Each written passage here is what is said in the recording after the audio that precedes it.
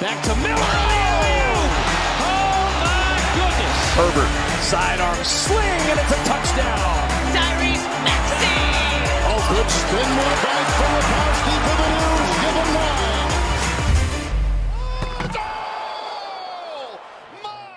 Hello, everybody, and welcome back to the Beef Up Front podcast here on Pick Swap Media. As always, your host, Ryan Coyle. Continuing on today with our NFL Divisional Preview Series, where we'll be going through each and every team, breaking down what to expect from their season, some schedule expectations, where we kind of see them falling in the standings, offense, defense, coach, a few games to watch on the schedule, breakout player on the team. Got you covered with everything, a little bit of a recap from last year as well. For this episode, we will be heading back to the NFC South, finishing up that division today with our fourth place team, so our last place team in the NFC South. And in my predictions for this year, that is last year's first place team. I have the Tampa Bay Buccaneers finishing last this year in the NFC South, going 5-12 overall, 3-3 in the division. So that's fourth in the NFC South and 14th out of 16th in the NFC. I'm expecting a pretty substantial step back from a team that last year, although they won the division, they only were 8-9. But still, I do not expect this team to be a legitimate threat. Even with Tom Brady at the helm last year at quarterback, people still weren't ruling them out come playoff time. But Brady has retired. Last year, he only led this roster to an 8-9 overall season, first in the NFC South. But as we've touched on with the Panthers, the Saints, and the Falcons, I'm not going to be surprised at the end of the day if I see any of these teams representing the NFC South in the playoffs. I think the division is going to be so poor this year, such a crapshoot, that any team really has a chance. I mean, this Bucs team still won the division last year. Say what you want with a below 500 record. Winning the division is still not an easy task, but then they went to the playoffs, lost the home game to the Cowboys in the first round in the wild card. That was year one for Todd Bowles as a head coach, so a division title, but still an underachieving season because coming into the year, they were kind of viewed as one of the main contenders, if not the number one contender in the NFC. Tom Brady retires after the season, a real disappointing season for the franchise. And then they were thought to have a really good roster all of last year, and everyone was just like, oh, you can't rule out the Bucs. They still got Brady. Give them some time. Time came, time went, and they still wound up struggling down the stretch, just sneaking into the playoffs, winning that game against the Panthers that they needed to get in. But they never really seemed to be able to put it all together. And if you weren't able to do it with Tom Brady, I'm not that confident that you're going to be able to do it now with Baker Mayfield. When we look at the offense on this team this year, Brady out with retirement, Baker Mayfield brought in via free agency. This is his last shot, so maybe he does go out there and play his best football of his young NFL career, but this is his last legitimate shot to be a franchise quarterback. Might be too strong of a statement or a term at this point, but just like a long-term starting quarterback. If not, he's going to be able to, if he wants to, I think, float around the league as a backup for the next 6 to 7 years or something like that.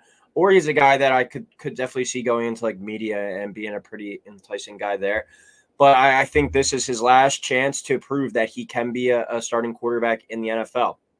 I think the Bucs view him as a bridge guy, and it's kind of a win-win situation for him. They have a roster around him to compete. So if he does go out there and he is able to play strong football in a very poor division, this team could find themselves back in the playoffs. I don't think you're ever winning a Super Bowl with Baker Mayfield as your guy, but he could certainly make him competitive enough, to win that division and sneak into the playoffs. And you never know once you get in there, especially once you get a home game.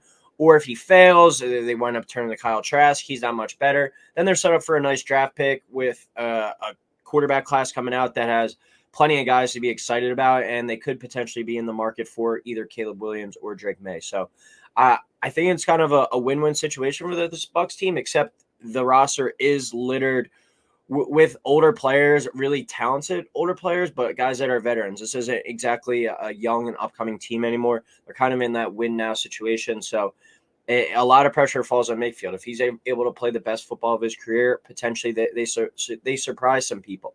If not, I could see them kind of bottoming out, maybe trade some of these key older veterans at the deadline and really head first for a rebuild. So A lot of pressure falls on Baker Mayfield's shoulders this year, but I don't think winning the division should be 100% ruled out just due to playing in the NFC South. And when he has played some of his best football, we've seen some flashes for him. He took the freaking Cleveland Browns to the playoffs of all teams. So this team still has a handful of talented players on offense, but their success will be contingent, I think, on whether or not Baker can take care of the ball. He has 64 interceptions, and he's only been in the league for 5 years. Has one season where he has 21 interceptions. He's only played in 72 games, and he's 64 interceptions. So almost an interception per game.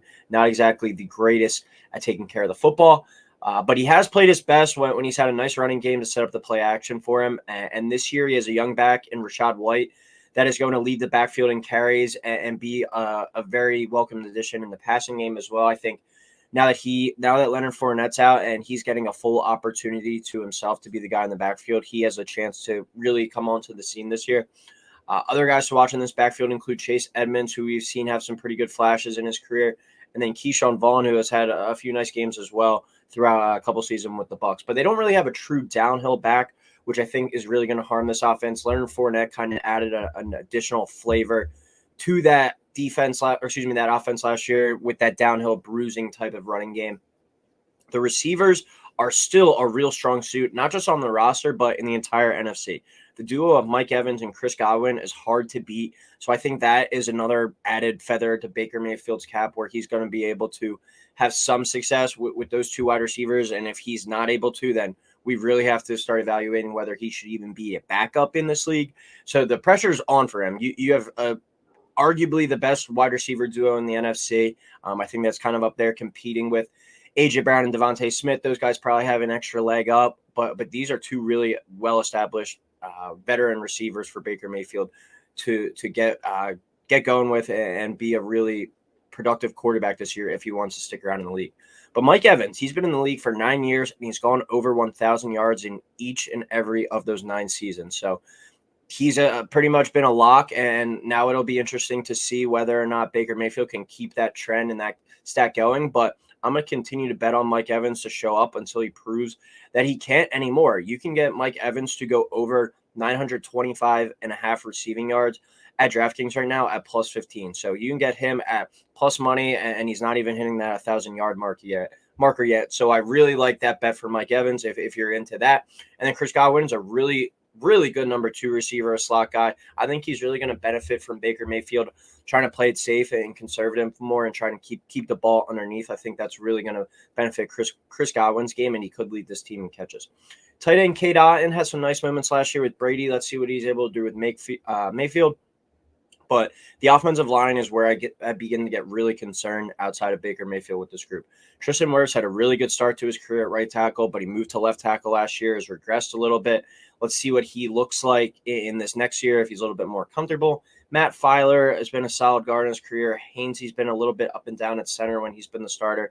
And then there's 2 starting young guys at the guard and tackle spots, which are unproven. This is a inconsistent group from last year that really got Tom Brady hit a lot. I know he's not the fleetest of foot at this stage after playing well into his 40s, but this offensive line could be what really is Baker Mayfield's demise. If Mayfield doesn't have time to sit back there and throw the ball, or if the running game gets shut down and they force Baker Mayfield to go out there and throw it 35, 40 times a game, that's just setting this offense up for failure. I think he really needs that running game where he had with Nick Chubb and Kareem Hunt, where they were able to establish the run and kind of work off that. Let's see if the Bucs are able to do that. I don't know if that guy's on the roster. I think Rachaad White is more of a touches guy, not an overall carries guy where you want to get him the ball evenly kind of through the backfield, but as well in the passing game. Let's see, maybe they're in the market to go out and acquire a veteran running back to add that kind of second dimension to the running game for this team. But outside of the top 2 wide receivers, I think there's just too much ifs surrounding this team. You know, if Baker can take care of the ball, if they can establish the running game, if Mike Evans hasn't shown any more signs of or shown a sign of slowing down, if the offensive line is able to protect, if Tristan Wirfs is able to get more comfortable at left tackle. So much ifs surround this team. That's my biggest concern with them, and probably the main reason I have them finishing in last in the NFC South. When you look at the defense, this is kind of like what I talked about with the Panthers. If the Buccaneers do find a way to have some success this year and potentially sneak into the playoffs by winning the NFC South and arguably the most mediocre division football this year, I think it is going to be on the back of this defense. They still have a really nice front seven, one of the better groups in the league. Shaq Barrett, when healthy and on the field, is a really dynamic pass rusher. Devin White and Levante David still form one of the better linebacker duos in the NFL. And Vita Vea is still one of the better nose tackles in the NFL. People are not running up the middle on him. They did go out and acquire rookie defensive tackle in the draft, Kalijah Kancey. Watch out for him, their first-round pick. And then outside backer Joe Tryon-Shoyinka, he's shown some flashes as well. He's had 4 sacks in his first year, 4 sacks in his second year. If he can get that number up to like that 8 to 10 range this year, you can make that third-year leap. This defensive front could be one of the better groups in the entire NFL this year. And then when you look at the cornerback spot, Jamel Dean and Carlton Davis, those guys have been one of the more head-scratching duos. Sometimes they're playing awesome shutdown football, making plays on the ball, turning the other teams over, but then at other times they're getting exposed and burnt deep. This is a group that I think they'll be the make or break point of this defense. If they're able to play strong and be good cover corners again this year, then this defense could be a very good unit again. But if not, if they're getting burnt or if they're biting on double moves like we've seen from them in the past, this group could get exposed and have a real struggle containing the pass. So I think the defense and the success of it comes down to the corners and what version of those guys we get. And then Antoine Winfield, since coming into the league, has been a really nice player at safety, a hard hitter, ball hawk type guy. He's made a really nice impact early in his career, one of the better safeties in the league. But as I was touching on with Joe Tryon-Shoyinka, if he's able to be a player, if he's able to be a dynamic type guy opposite of Barrett, then Kalijah Kancey can make plays up front on the line with an already established guy like Vita Vea. This defense will cause fits for some people, and if their corners can just be solid with Davis and Dean, this is going to be a top 10 defense, and depending on the success of Baker Mayfield and the offensive line, they might flirt with 8 to 9 wins instead of my projected 5 wins and find themselves back in the playoffs just like they did last year with that 8-9 mark. I only have the Falcons winning the division at 8-9, so not like you have the moon to shoot for in this one. There's a realistic chance we could see the Bucs, even though that they're one of the more flawed overall offenses, I think, in the league heading into the season. I don't think it's out of the question when we see this team in the playoffs potentially. All right, my coach grade now for the Bucs, Todd Bowles. I give him a C. He got another chance to be a head coach after Bruce Arians kind of passed the role down to him. Had a struggling first year, only 8-9 with Tom Brady. I know it was a 45-year-old Tom Brady, but still 8-9, got blown out in the playoff game.